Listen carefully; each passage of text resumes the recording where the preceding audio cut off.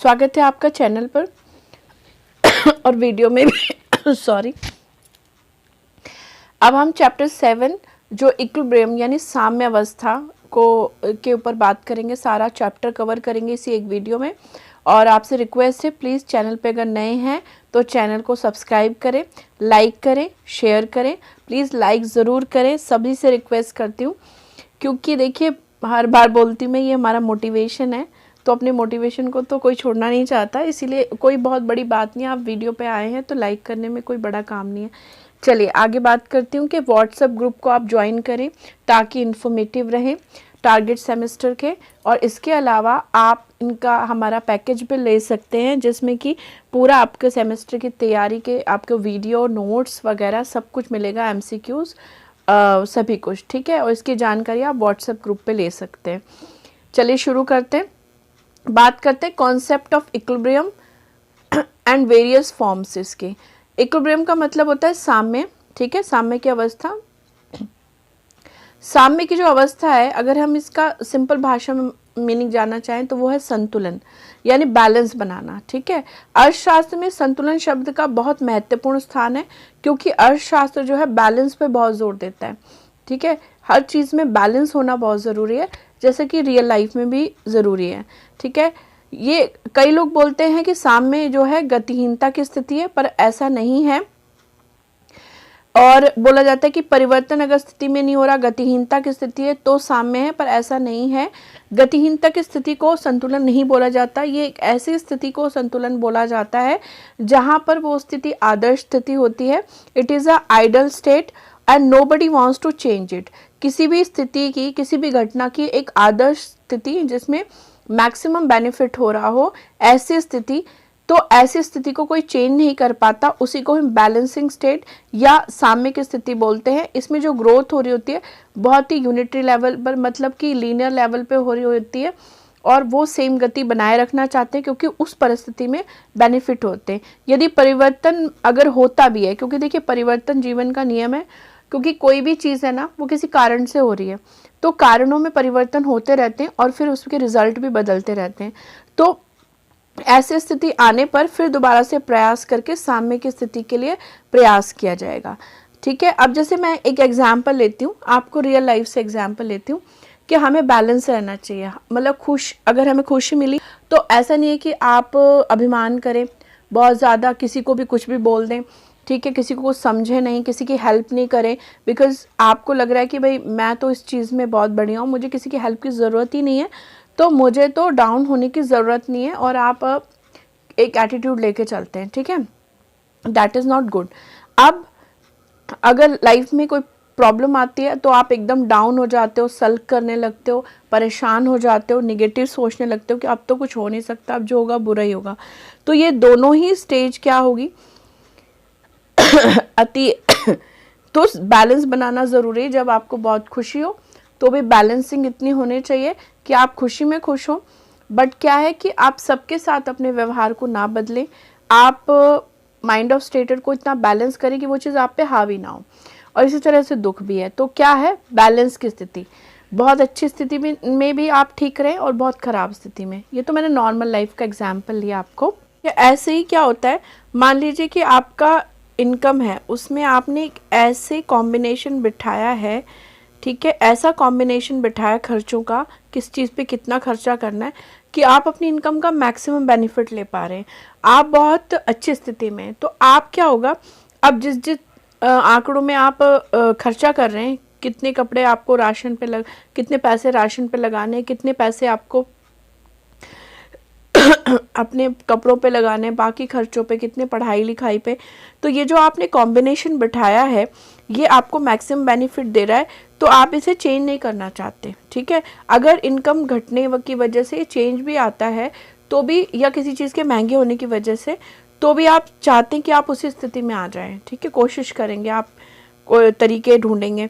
तो इसे बोलते हैं, ऐसी चीज़ों को हम बोलते हैं साम्य अवस्था, जो कि एक आपके लिए आदर्श स्थिति हो, और अगर कोई चेंज आता है तो आप उसमें आना चाहोगे दोबारा, ये है साम्य, ठीक है। चलिए आगे समझते हैं और भी चीज़ें। अब जानते हैं साम्य पर अर्थशास्त्रियों के विचार क्या हैं। देखिए अर्थशास्त्रियों के नाम उनके विचार, उनकी मान्यता, उनकी धारणा को भी याद रखना बहुत ज़रूरी है, क्योंकि इन्होंने वो कॉन्सेप्ट दिए। तो कौन सा कॉन्सेप्ट किस किस अर्थशास्त्र से रिलेटेड है, एक तो आपको पता होना चाहिए, ठीक है, क्योंकि इनके नाम आ सकते हैं, इनके डेफिनेशन आती है, और अगर एक्सप्लेन करने में आप इनके नाम के साथ एक्सप्लेनेशन करोगे तो बहुत ही अच्छा इफेक्ट एग्जामिनर पे पड़ता है, चेकर पे पड़ता है। तो प्रोफेसर स्टिगलर थे, इन्होंने कहा कि जब गति की कोई भी खास प्रवृत्ति पाई ना जाए, मतलब इन्होंने ये मान लिया कि गति की कोई प्रवृत्ति नहीं है, कि बढ़ रहा है, कभी बढ़ रहा है, कभी घट रहा है, या फिर बिल्कुल कुछ है हो ही नहीं रहा, तो उसको हम साम्य स्थिति बोलते हैं। जेके मेहता जी ने कहा कि यह परिवर्तन को स्वीकार नहीं करता, कुल मिला के चेंजेस नहीं हो रहे हैं। प्रोफेसर ट्रिबॉर स्किटवॉस्की ने कहा कि कोई बाजार तथा फर्म का समूह साम्य की अवस्था में ही रहता है जब तक कि कोई भी उनमें कोई परिवर्तन और व्यवहार को बदले ना, मतलब कोई भी बाहरी फैक्टर आके या इंटरनल फैक्टर आके उनमें कोई चेंज ना हो, तो रिजल्ट तो ऑब्वियसली जैसे चल रहे वैसे ही चलते रहते हैं। तो एक ऐसी स्थिति का पा जाना जिसमें कोई परिवर्तन नहीं हो रहा, जब तक कि कोई बाहरी परिवर्तन ना हो जाए, कोई अलग से कोई परिवर्तन आ जाए जिसका इफेक्ट इस पे पड़े। यानी कुल मिला के जो ट्रिबर स्किटवॉस्की हैं, इन्होंने कहा कि मतलब इसमें जो भी स्थिति है वो वैसी बनी रहती है। अगर एक पर्टिकुलर गति से यदि आप एक फर्म में प्रोडक्शन मतलब प्रोडक्शन करिए, आपकी फर्म, आप ही फर्म के ओनर हैं सॉरी, तो अगर आप हर महीने जो है 50 यूनिट प्रोडक्शन बढ़ा दे रहे हैं, तो आप हमेशा वही स्थिति में रह रहे हैं, ठीक है, जब तक कि ऐसा ना हो कि आपके पास कोई बेहतर टेक्नोलॉजी आ जाए या किसी साधन की प्रोडक्टिविटी बढ़ जाए, तो अभी वो उसी स्थिति को आप मेंटेन कर रहे हो, और ये स्थिति आपके लिए आदर्श है और आप इसको इसीलिए मेंटेन कर रहे हो, क्योंकि रीज़न भी होना चाहिए ना आप क्यों मेंटेन कर रहे हो उस चीज़ को, ठीक है। चलिए फिर आगे बढ़ते हैं। अब देखिए, ये जो इक्विलिब्रियम स्टेट है ये सभी स्तरों पे पाई जाती है। अगर कंज्यूमर के स्टेट पे देखें तो जब उसे अपनी आय की के विभिन्न प्रयोगों द्वारा अधिकतम संतुष्टि प्राप्त होती है, वह अपने आय को इस तरह खर्चे कि उसको उस कॉम्बिनेशन में बेस्ट सेटिस्फेक्शन मिल रहा है, तो ये उसकी आदर्श स्थिति है, ये उसका इक्विलिब्रियम पॉइंट है। ना तो वो इससे पीछे जाना चाहता है, यानी अपने खर्चों में कटौती भी नहीं करना चाहता, और ना ही वो इससे आगे जाना चाहता, ना ही वो खर्चे बढ़ाना चाहता है, क्योंकि मे बी खर्चे बढ़ाने से खर्चे तो बढ़ जाएंगे बट उसको संतुष्टि शायद उस लेवल तक की ही प्राप्त हो या उससे भी कम प्राप्त हो, तो ऐसा भी हो सकता है। अच्छा, जब फर्म की स्थिति में फर्म को बाजार में अधिकतम लाभ प्राप्त हो रहा हो, ऐसा प्रोडक्शन लेवल उन्होंने सेट कर लिया, ऐसा कीमत का स्तर पा लिया और प्रोडक्शन का लेवल जिसमें अधिकतम लाभ और अधिकतम उत्पादन हो रहा है, जितना मैक्सिमम कैपेसिटी ऑफ प्रोडक्शन है फर्म कर पा रही है और उससे वो मैक्सिमम लाभ जितना कमाया जा सकता है उतना कमा रही है, तो इसी को हम उसकी साम्य अवस्था कहेंगे। तो आप समझ गए कि कंज्यूमर और फर्म और एक प्रोड्यूसर की स्थिति में साम्य अवस्था क्या होती है और क्यों वो उसे चेंज करना नहीं चाहते, और अगर वो चेंज होती भी है तो वो उसको दोबारा प्राप्त करना चाहते हैं, और ये गतिहीनता की स्थिति बिल्कुल नहीं है, काम हो रहा है, एक स्पेसिफिक रेट से हो रहा है और एक आदर्श कॉम्बिनेशन पे हो रहा है। चलिए आगे बढ़ते हैं। तो साम्य गतिहीन नहीं है, बल्कि सामंजस्य की एक ऐसी स्थिति है जो कि आदर्श होती है। पता ही चल गया अभी तक बात करने से। हाँ जी, अगर कोई इधर उधर से शोर आना है तो प्लीज़ उसको अवॉइड करिए, कभी कभी हो जाता है, समय ज़रूरी होता है निकालना, क्योंकि आप वेट कर रहे होते हैं वीडियो का और आसपास थोड़ी हलचल होती है। चलिए ठीक है, सामंजस्य की स्थिति है, ठीक है, ऐसी स्थिति जहाँ पर बेस्ट बेनिफिट हो रहा होता है और उसमें बने रहने का प्रयास भी किया जाता है, ठीक है। तो ये बैलेंसिंग की स्टेट है, गतिहीनता नहीं है, बेस्ट बेनिफिट में आप पा रहे होते हैं, इसीलिए आप उसे चेंज होने नहीं देते। अब मैं आपको ना एक एग्जांपल देती हूँ। देखिए, जैसे आपका टाइम टेबल है, मान लीजिए आपने पढ़ाई का एक ऐसा टाइम टेबल सेट किया जिसमें आप बहुत अच्छा पढ़ पा रहे हैं, आप अपनी दूसरी ज़रूरतों के लिए भी समय निकाल पा रहे हैं, अपने एंजॉयमेंट के लिए, अपने रिलैक्स के लिए, तो वो एक आदर्श टाइम टेबल जो आपको मिला है, जिससे आपको स्टडी भी अच्छी हो जा रही है, आप रिलैक्स भी कर पा रहे हैं, आप अपनी और चीज़ें भी पूरी कर पा रहे हैं, अपनी हाई प्रोडक्टिविटी लेवल पे डील कर रहे हैं ऐसे टाइम टेबल से। तो ऐसा टाइम टेबल को में आप बढ़ाना घटाना टाइम को नहीं चाहेंगे, ठीक है। आप सोचेंगे कि मैंने अपने टाइम का बेस्ट कॉम्बिनेशन बना लिया है। मान लीजिए कोई मेथड ऑफ स्टडी है, पढ़ाई का एक एक ऐसा तरीका बनाया है जिससे आपको याद भी रहता है, जल्दी पढ़ाई भी हो जाती है, और आप क्या कहते हैं, और नॉलेज लेवल भी आपका बढ़ रहा है, समझ का लेवल भी बढ़ रहा है। तो इस मेथड, जैसे हम होता है ना, नए नए तरीके ढूंढते रहते हैं कि हमको मैक्सिमम बेनिफिट हो अपने टाइम का और अपनी कैपेसिटी का। तो अगर आपने एक ऐसी चीज़ पा ली जिसमें आप सब तरह से स्टडी में सेटिस्फाइड हैं, तो इस मेथड को आप चेंज नहीं करना चाहते, ठीक है। नेक्स्ट है, जैसे आप वर्कआउट कर रहे हैं, मान लीजिए आपने अपने एक्सरसाइज करने का, वर्कआउट करने का ऐसा तरीका ढूंढा है जिससे आपकी बॉडी पे बहुत ज़्यादा प्रेशर भी नहीं पड़ता, और जो चीज़ है, जिस चीज़ के लिए आप वर्कआउट कर रहे हैं, अपनी बॉडी को अच्छा रखने के लिए और फिट रहने के लिए, हेल्दी रहने के लिए, वो सब कुछ वहाँ पर हो पा रहा है। तो ऑब्वियसली आप ऐसी चीज़ों को चेंज क्यों करना चाहेंगे जहाँ पर आपको हर तरह का बेनिफिट हो रहा हो, ठीक है। तो ये कुछ भी हो सकता है, किसी भी चीज़ में हम बैलेंसिंग को पता कर सकते हैं। चलिए आगे बढ़ते हैं और सीखते हैं। अब देखिए टाइप ऑफ इक्विलिब्रियम पढ़ लेते हैं। यहाँ पर टाइप ऑफ इक्विलिब्रियम में एक पार्ट ऐसा है जिसमें स्थिर, अस्थिर और तटस्थ साम्य की बात करी गई है, ठीक है। और दूसरा है पार्ट जिसमें टाइम से रिलेटेड है, अल्पकालीन और दीर्घकालीन साम्य की बात की गई है। तीसरा है जिसमें आप समझिए कि फ्रीक्वेंसी की बात करिए, आंशिक है या सामान्य है। और उसके बाद आपका एकांकी यानी सिंगुलर या मल्टीपल साम्य है। और उसके बाद स्टैटिक, ये है फ्रीक्वेंसी एक्चुअल में, तो ठीक है। तो स्टैटिक है या फिर डायनेमिक है। तो ये सारे टाइप हैं के तरह के इक्विलिब्रियम होते हैं। इनके नाम को अगर आप समझ लेना अच्छे से, तो अब बहुत सारा काम तो आपका ऐसे ही आसान हो जाता है, ठीक है। आप उसके बेस पे एक्सप्लेन कर सकते हैं, वैसे मैं एक्सप्लेन कर रही हूँ धीरे धीरे। तो ये हैं इसके टाइप, समझ लीजिए अच्छे से। चलिए इन पे बात भी कर लेते हैं थोड़ा सा। अब यहाँ पर बात करते हैं स्थिर साम्य। स्थिर साम्य साम्य क्या है? पूर्ववत स्थिति में को बनाए रखना। यदि साम्य टूट भी जाता है तो पूर्व स्थिति में बनाए रखने का प्रयास किया जाता है, तो ये स्थिर साम्य है। अस्थिर साम्य है, अगर ऐसा साम्य जब एक बार टूट जाता है तो दोबारा पूर्व स्थिति में नहीं आ पाता, बल्कि और ख़राब होता जाता है, तो ये अस्थिर साम्य है। एक ऐसा साम्य जिसके टूटने पर वो दोबारा कंडीशन में पॉसिबल ही नहीं आना, ठीक है। तटस्थ साम्य कौन सा? सॉरी,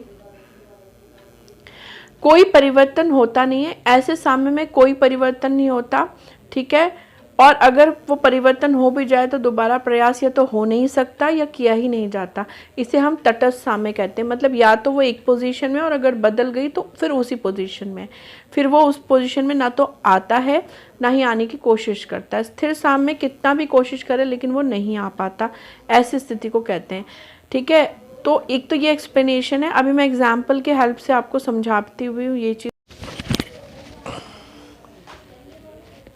हाँ जी, अगर आपको किसी भी तरह का वॉइस बाहर से आ रहा है तो प्लीज़ मैं सॉरी बोल रही हूँ, उसके लिए ध्यान दीजिए आप मेरी आवाज़ पे। तो यहाँ पर पीगू ने जो है ये स्टेबल, अनस्टेबल और न्यूट्रल यानी साम्य, अस्थिर साम्य और तटस्थ साम्य की बात कही गई है, जिसमें स्टेबल, अनस्टेबल और न्यूट्रल आता है। देखिए भारी पेंदी वाला जहाज जो है ना, जो कि स्थिर साम्य का प्रतीक है कि वो उस स्थिति को मेंटेन रखता है, अगर नहीं रखेगा तो गिर जाएगा, और अगर थोड़ा बहुत उसका बैलेंस खराब होता है तो वो उस स्थिति में दोबारा आने का प्रयास करता है, क्योंकि और कोई ऑप्शन ही नहीं है। अगर वो इस बैलेंस को नहीं बनाएगा तो डूब जाएगा। इसके अलावा करवट पर जो पड़ा हुआ अंडा है, जैसे आपने बिल्कुल फ्लैट स्थिति में रख दिया उसको, इसे तटस्थ साम्य कहते हैं। ये परिस्थिति खुद ब खुद चेंज नहीं हो सकती, बाहर से कोई चीज़ आप प्रेशर देंगे तभी वो परिस्थिति बदलेगी, अदरवाइज नहीं। तो मेंटेन करने के लिए कोई बहुत ज़्यादा हाथ पैर नहीं लगाने पड़ते। बट अगर एक बार ये पोजीशन चेंज होगी, किसी भी चीज़ से धक्का लगाया कुछ, तो या तो वो आगे चला जाएगा, पीछे चला जाएगा, या फूट भी सकता है, तो दोबारा उस स्थिति में आना मुश्किल है। उसके बाद सहारे से खड़ा हुआ अंडा अनबैलेंस स्टेज है, कभी भी बिगड़ सकता है और दोबारा बैलेंसिंग होना अपने आप से तो अंडा खड़ा हो ही नहीं सकता ना, तो ऐसी स्थिति है। ठीक है, अब आप पीगू ने ये दिया है कॉन्सेप्ट और ये तीनों चीज़ों को समझ भी गए होंगे, इनका एक्सप्लेनेशन भी समझ गए। चलिए आगे बढ़ते हैं। अब इस चीज़ को हम ना आर्थिक विश्लेषण की स्थिति से, जो कि हम एक्चुअल में इकोनॉमी में देखना चाहते हैं, से समझना चाहते हैं।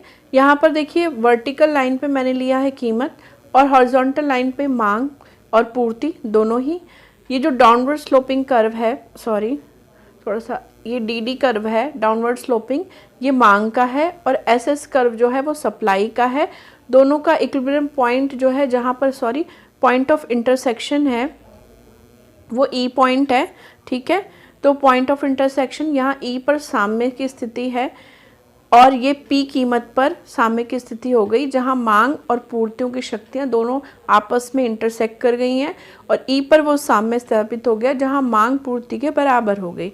तो एक इकोनॉमी का जो साम्य होता है वो कहाँ होता है, जब मांग और पूर्ति बराबर हो जाती हैं। अब मान लीजिए कि इस साम्य के बाद कीमत बढ़ जाती है और P1 हो जाती है। ऐसी स्थिति में आप देख रहे हैं दोनों में कितना गैप चल रहा है। ठीक है, अगर डिमांड जो है E1 पर है तो सप्लाई E2 पर है। ठीक है, कोई बैलेंस ही नहीं है, और ये गैप जो E1 और E2 का है ये सप्लाई का गैप है। यहाँ सप्लाई ज़्यादा है और मांग कम है, और एक इकोनॉमी के लिए बिल्कुल अच्छा नहीं होता कि चीज़ों की सप्लाई कम हो और मांग सप्लाई ज़्यादा हो और मांग कम हो, और ऐसे में कीमतें क्या होंगी, गिरेंगी। क्योंकि जब सप्लायर को कीमत मिलेगी ही नहीं, डिमांड है ही नहीं, तो ऑब्वियसली डाउन जाएगी कीमत। और कुछ या फिर कुछ लोग अपना माल जो है मार्केट से वापस ले लेंगे और सिर्फ उतना ही माल प्रोवाइड कराएंगे और कीमत घटा देंगे ताकि वो माल बिक जाए, क्योंकि उस बड़ी हुई कीमत पे वो बिक नहीं रहा। इसके अलावा जब कीमत घटेगी तो कुछ लोग क्या करेंगे, जो कि बड़ी कीमत पे नहीं ले पा रहे थे किसी चीज़ के महंगे होने की वजह से, वो डिमांड करना शुरू कर देंगे, तो यहाँ पर मांग थोड़ी बढ़ जाएगी और दोबारा से ई पर साम्य स्थापित हो जाएगा। तो इससे आपको ये भी पता चलता है कि अर्थव्यवस्था में बैलेंसिंग आती कैसे है। ठीक है, कुछ डिमांड आगे बढ़ती है, कुछ सप्लाई पीछे जाती है। इसके अलावा अगर अचानक कीमत कम हो जाए किसी भी वजह से, मान लीजिए P2 हो गई, तो ऐसी स्थिति में क्या होगा कि जो सप्लाई है वो E3 हो गई और जो आपकी डिमांड है वो E4 हो गई, क्योंकि कीमत कम होने पर जो पहले लोग नहीं खरीद रहे थे वो भी और भी लोग खरीदने के लिए आ जाते हैं मार्केट में। और ऐसी कीमत होने पर, कम कीमत होने पर, कुछ जो छोटी फर्में होती हैं जिनकी मतलब फिक्स कॉस्ट वगैरह ज़्यादा आ रही होती है, जिन्हें अर्थव्यवस्था में बड़े पैमाने के बेनिफिट नहीं मिल रहे होते और वो उस कॉस्ट पे नहीं बेचना चाह रहे थे क्योंकि उन्हें नुकसान हो रहा होता है, तो वो अपनी सप्लाई खींच लेते हैं, इसलिए सप्लाई कम हो जाती है और मांग बढ़ जाती है। अब मांग बढ़ना और सप्लाई का कम होना, यानी E3 E4 जो है ये सारा डिमांड है, ये सारी की सारी बढ़ी हुई डिमांड है।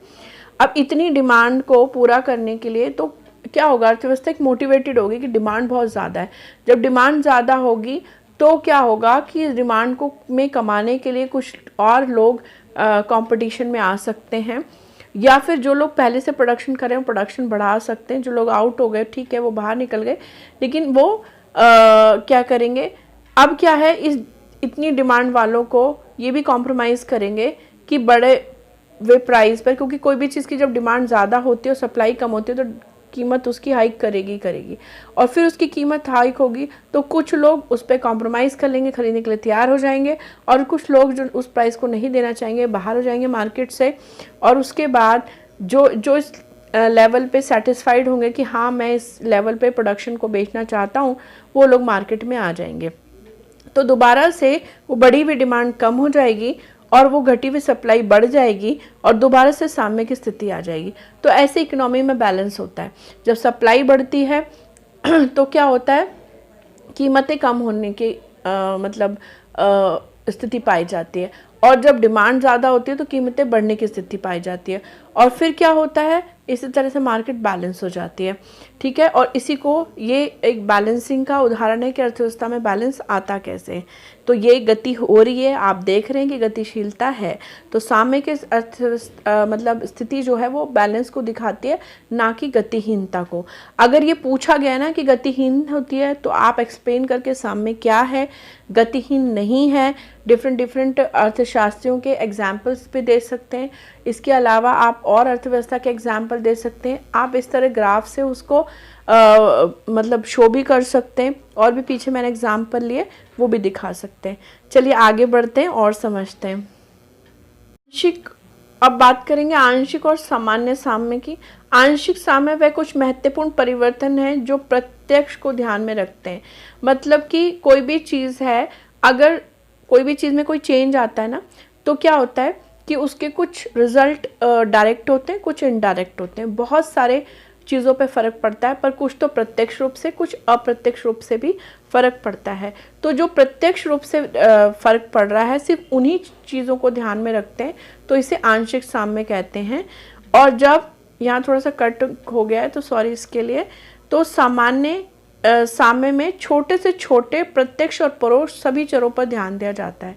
छोटी से छोटी चीज़ों को भी ध्यान दिया जाता है और उस परिवर्तन को भी ध्यान दिया जाता है, और इसीलिए इस साम्य को बिठाना बड़ा मुश्किल हो जाता है। जैसे मान लीजिए अगर आप प्राइस को और डिमांड को ही देख रहे हैं, एक अर्थव्यवस्था में बैलेंसिंग बैठाने के लिए प्राइस और सप्लाई को देख रहे हैं, या प्राइस और डिमांड को देख रहे हैं, तो ये आंशिक साम्य होता है, क्योंकि आप 2 या 3 चीज़ों को कनेक्ट करके उससे जो डायरेक्ट इफेक्ट आ रहा है उससे आप जो है मोटिवेट हो रहे हैं, आप चेंजेस कर रहे हैं ताकि बैलेंसिंग हो जाए। बट एक मांग जो है सिर्फ कीमत से प्रभावित नहीं होती, फैशन से होती है, समय का भी प्रभाव होता है। इसके अलावा मार्केट में अफवाह वगैरह हो किसी चीज़ की तो भी फ़र्क पड़ता है, कोई चीज़ की इमरजेंसी हो तो भी फ़र्क पड़ जाता है। तो मतलब बहुत सारी चीज़ों से डिमांड इफ़ेक्ट होती है, और अगर हम सारी चीज़ों पे ध्यान देने लग जाएं तो फिर, क्योंकि ये सारी चीज़ें अलग अलग होती है, फैशन अलग चल रहा है, ठीक है, मौसम अलग चल रहा है, इमरजेंसी किस चीज़ की, वो अलग अलग लोग हैं जिनकी डिमांड है उस चीज़ की, तो उनकी परिस्थितियाँ कैसी हैं, तो ये अलग अलग चीज़ों से जो डिमांड पे इफ़ेक्ट आते हैं अनकंट्रोलेबल है। तो इन सब में एक साथ बैलेंस बिठाया जा सकता हो, ये पॉसिबल ही नहीं है। ये तो मैंने एक उदाहरण लिया, बाकी अर्थव्यवस्था में बहुत सारी ऐसी चीज़ें, प्रोडक्शन भी जो है सिर्फ मांग से मोटिवेटेड नहीं होता, और भी बहुत सारी चीज़ें जिनसे वो प्रभावित होता है। तो लेकिन सारी चीज़ों को कंट्रोल करना पॉसिबल ही नहीं होता, तो सामान्य में हर चीज़ पर ध्यान देना पॉसिबल नहीं हो पाता। 2 या 3 चीज़ों के इफेक्ट से ही रिजल्ट कोशिश की जाती है लाने की। चलिए आगे बढ़ लेते।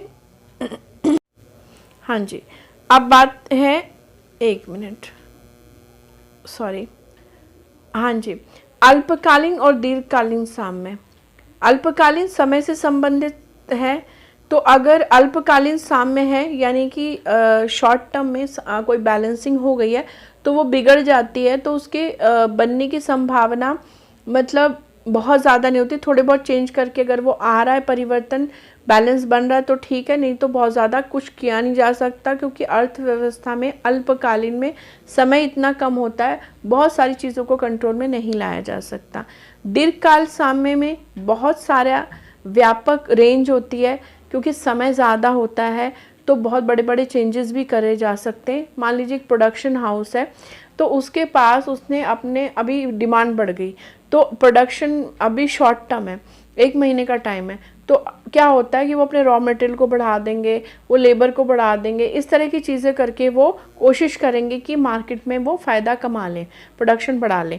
बट अगर दीर्घकाल है, पूरा 1 साल का टाइम है, तो वो मशीनरी भी लगा सकते हैं, वो नई फर्म भी स्थापित कर सकते हैं, मतलब उनके पास टाइम है पैसा लगाने के लिए। तो दीर्घकालीन में जो है काफ़ी चीज़ों से प्रभावित करके हम सामने बिठा सकते हैं, ज़्यादा स्कोप होता है, ठीक है। इसके अलावा सिंगल और मल्टीपल भी होते हैं।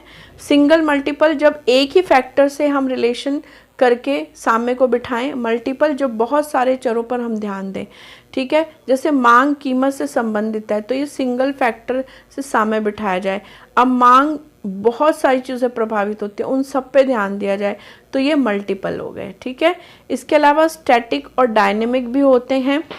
अब स्टैटिक क्या है कि जब उत्पादन, उपभोग, विनियोग, जनसंख्या, ये क्या है, ये जो इकोनॉमी की पार्ट तो हैं, तो उत्पादन, उपभोग, विनियोग, जनसंख्या, इन सब में कोई परिवर्तन ना हो, ऐसा तो हो नहीं सकता। मतलब एक सीमित गति से परिवर्तन चल रहा है, तो इसको हम स्टैटिक चेंजेस बोलते हैं। स्टैटिक स्थिति बोलते हैं। और जब ये चेंज बहुत बड़े लेवल पे हो रहे हैं, मल्टीपल लेवल पे हो रहे होते हैं, यानी कि अगर आज आपने प्रोडक्शन 1 लाख यूनिट का करा तो दूसरे साल आपने 5 लाख का करा, तो मल्टीपली आप ग्रोथ कर रहे हो, तो इसको हम डायनेमिक इकोनॉमिक्स बोलते हैं, डायनेमिक बैलेंसिंग बोलते हैं, कि बहुत ज़्यादा चरों की वजह से, चीज़ों की वजह से बहुत ज़्यादा बड़े बड़े चेंज आ रहे हैं। तो ये डायनेमिक बैलेंसिंग है और ये स्टैटिक बैलेंसिंग है। आई होप क्लियरिटी आई होगी।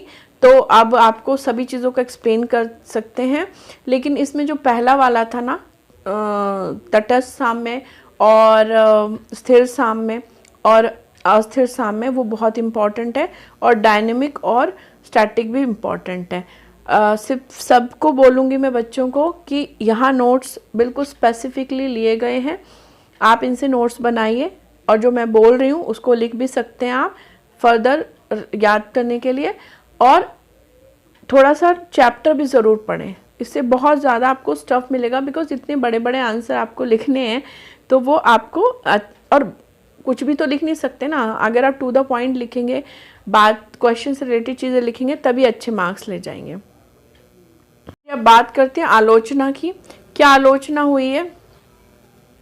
यानी हर चीज़ में कमी तो बताई जाती है, तो जो है साम्य एक काल्पनिक अवस्था है जो कि पाना बड़ा मुश्किल है, क्योंकि अर्थव्यवस्था में मांग करने वाले लोग अलग हैं और सप्लाई करने वाले लोग अलग हैं। ये एक जैसा कॉम्बिनेशन कैसे बैठ जाए कि बिल्कुल बराबरी पे आ जाए, या बहुत सारी चीज़ों में ऐसा होता है। ठीक है, तो मतलब अर्थव्यवस्था इतने लोगों से मिलके बनी है, जनसंख्या है और प्रोडक्शन है, बैंक्स हैं, ये सब एक साथ बैलेंस में आ जाएं, थोड़ी अकाल्पनिक स्थिति है। इसके अलावा क्षणिक है, कभी बैलेंस एक बार आ भी जाए तो वो बाई चांस हो सकता है, पर वो तुरंत ही बदल जाएगा, क्योंकि परिवर्तन होता ही रहता है। तत्वहीन है, कोई महत्व ही नहीं है, क्योंकि अकाल्पनिक है, होना ही मुश्किल है, तो इसीलिए बहुत ज़्यादा महत्वहीन है, इस पर बहुत ज़्यादा विचार नहीं करना चाहिए। तो ऐसा आलोचनात्मक रवैया, मतलब जो उन्होंने आलोचना की उन्होंने बताया। ठीक है, तो वो तो अपने तरह से सभी बताते ही हैं। चलिए आगे चलते हैं। अब जान लेते हैं इम्पोर्टेंस ऑफ इक्विलिब्रियम। अब आपने सामने पढ़ तो लिया, पर इसका बेनिफिट क्या हुआ? अर्थव्यवस्था में जब मूल्य निर्धारण करना होता है किसी चीज़ का, तो साम्य को बहुत ध्यान रखता है। अगर साम्य को रख के कि साम्य बिगड़ना न पाए, वो समझ के, क्योंकि वो आदर्श अवस्था है, मूल्य का निर्धारण किया जाता है। इसके अलावा सॉल्यूशन, इकोनॉमिक में बहुत सारी प्रॉब्लम का सॉल्यूशन इससे ही मिलता है, जैसे क्या प्रोडक्शन करना है, कितना करना है, कैसे करना है, और भी बहुत सारी चीज़ें। ठीक है, इसके अलावा प्रेडिक्शंस वही है कि आगे कितने लेवल तक प्रोडक्शन को ले जाया जाए, प्रोडक्शन बढ़ाया जाए या घटाया जाए, साधनों को बढ़ाया जाए या घटाया जाए, क्या किया जाए। तो प्रेडिक्शन यानी भविष्यवाणी, क्योंकि आपको पता है बिजनेस ऐसे ही होता है, आगे के पर्सपेक्टिव्स को देख के ही बिजनेस किया जाता है। तो वो जो प्रेडिक्शन करना आसान हो जाता है यदि हम साम्य को ध्यान रखते हैं। ठीक है, अपने टारगेट को। और साधनों का पारिश्रमिक, जो फैक्टर ऑफ प्रोडक्शन है, आपको पता है कि जब कोई प्रोडक्शन किया जा रहा है तो उसमें फैक्टर लगे हुए, साधन लगे हुए। ठीक है, प्रोडक्शन करने के लिए। अब इन हाँ जी तो यहाँ पर आप देखिए कि उन साधनों को भी क्या होता है, उनको भी तो इनकम मिलेगी, वरना वो क्यों प्रोडक्शन में हेल्प करेंगे। तो साधनों को पारिश्रमिक देना है। तो देखिए जो साधन होते हैं, लेबर है, जो लोग रॉ मटेरियल बेच रहे हैं, या लोग किसी तरह का पानी या बिजली कोई चीज़ प्रोवाइड कर रहे हैं, तो वो अपना एक कीमत बोलेंगे, और जिनको ये साधन खरीदने वो अपनी कीमत बोलेंगे। तो कैसे ही कॉम्बिनेशन बैठेगा।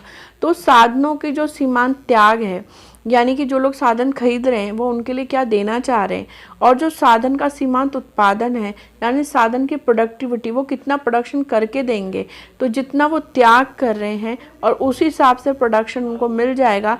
जब ये दोनों ही चीज़ें बराबर हो जाएंगी, इन दोनों के बीच साम्य हो जाएगा, ठीक है, तो ये पारिश्रमिक निर्धारित हो जाता है कि इनकी कीमत निर्धारित हो जाती है।